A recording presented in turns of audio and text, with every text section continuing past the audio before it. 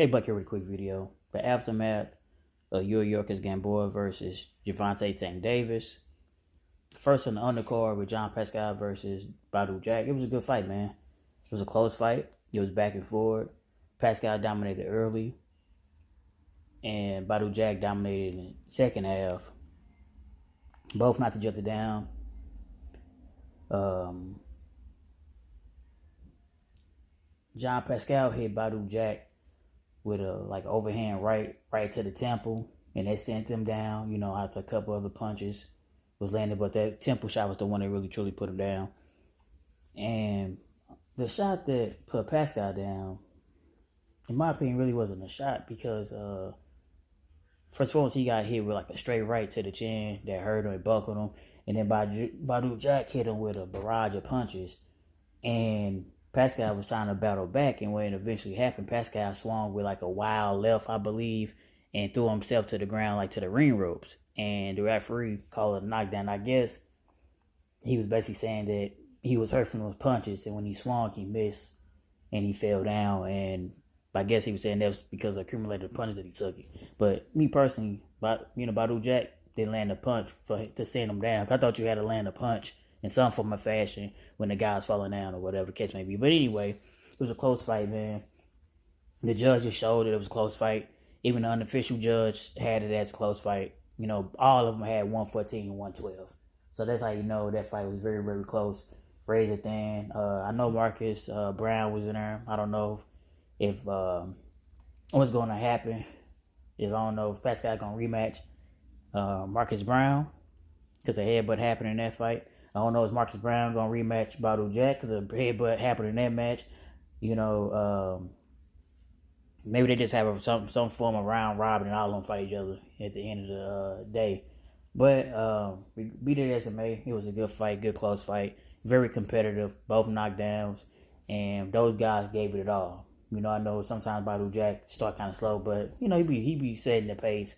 And I guess he'd be trying to tire his opponent out before he started coming on with his onslaughts. But let's go to the main event. Tank Davis. We know that he missed weight initially, but he ended up, he made the weight. And it was a good fight between him and Yuriorkis Gamboa. He knocked Gamboa down 3 times. And he hit Gamboa with some hellacious shots, man. I'm talking about left straights, left uppercuts. Man, he was left hand crazy. He's left hand crazy. And Gamboa was just, getting, a lot of times was getting demolished with those left hands, man. But he ate a lot of them too. Even though he was getting knocked silly and even getting knocked down, he ate a lot of those punches. And the 12th round came because he knocked him down early in the fight, middle of the fight, and actually the 12th round. And the stoppage, I don't have a problem with the stoppage if it wasn't Jack Reese. Now, you already know how I feel about Jack. Helped Tyson Fury up from getting knocked out cold by Deontay Wilder Reese. I know it's a long-ass title. If it wasn't for him, you know what I mean? Like I said, once Gamboa got knocked down, I thought Gamboa probably got back up. I don't know if he's going to get knocked down again. I don't know if he was going to hold. I don't know if he was going to try to throw some punches back. I don't know what's going to happen. But Jack Reese decided to stop the fight because I guess he thought he'd seen enough.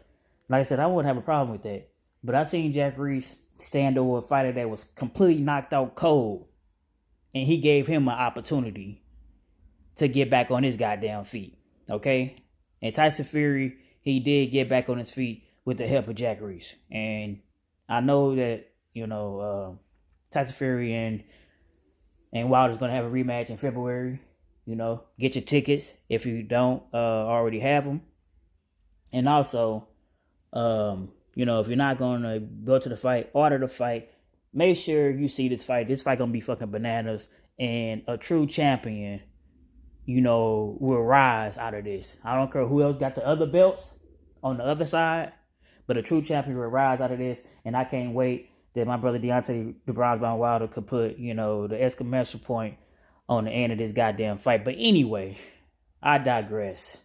Because I'm talking about Tank Davis and Yuriorkis Gamboa. I can go on the damn tirade. But anyway, like I was saying, Tank Davis looked fucking phenomenal in this fight. Like I said, even Yuriorkis, he took some punches too. Yuriorkis Gamboa was there. He took some punches, man. I know earlier in the fight, after he got knocked down the first time, but Gamboa, I thought he was gonna quit because he said, "Hey, man, I felt as if my." He said he felt like his foot was broken or some shit. I don't know, but he continued, man. He definitely continued. One thing I say about Jack Reese there, Jack Reese didn't allow him just to get a quick out. You know what I mean? So he came back, which was good, man, because even though in the knockout, he showed some good, flashes in the fight. I mean, the man 38 years old. And I know we have seen some guys that fight in early to even late 40s and still remain dominant to a certain degree, even win championships. You know what I mean? Shit, Bernard Hopkins. Of course, Big George Foreman. Shit, we just seen Manny Pacquiao do it. So, Gamboa, he always been chinny. He been knocked down several times. He been knocked out before, so this not his first time getting knocked out. And if he would have quit in the second round, after he got knocked down the first time, that wouldn't have been the first time that he would have quit. We seen him quit in the Castellano fight. The guy who got like 18 losses or some shit like that. It was some ridiculous amount of losses. But anyway, man, Gamboa did battle back. He hit Tank Davis with some clean shots. I know I forgot what round was it, but one part of the fight, like Gamboa was holding Tank Davis, and Tank Davis had both hands down. He was looking away. I don't know if he thought the referee was gonna come and break it up, but just protect yourself at all time. And goddamn, Gamboa unleashed like 3 clean shots on him, but Tank Davis ate every last one of them. He ate every last. It was kind of reminding me how Floyd Mayweather did Victor Ortiz Victor Ortiz headbutted him. The referee said fight, and Victor Ortiz came to hug Floyd. Floyd's ready to fight, and soon as he finished hugging Floyd, he unleashed him with 2 good shots. Boom, boom, put his ass down. That's kind of reminding me how Gamboa did Tank Davis. But the difference is Tank Davis ate his, and you already know what happened to Victor Ortiz. Never been the same after that. But anyway, even before that, he was not the same. But still, they remain on topic. He ate those shots, so it's nice if he can take punches. He can give a punch.